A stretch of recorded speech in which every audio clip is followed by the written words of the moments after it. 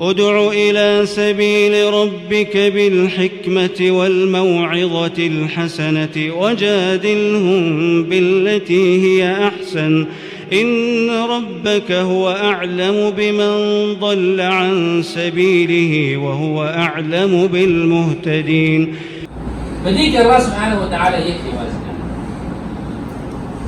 ذكرنا سوق رزق سوق خالد سوق مالك سوق مدبر.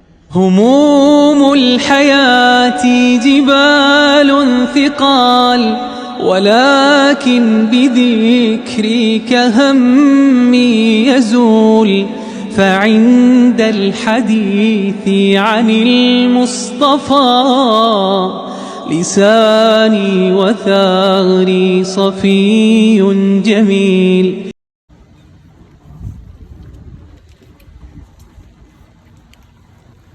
خلاص ده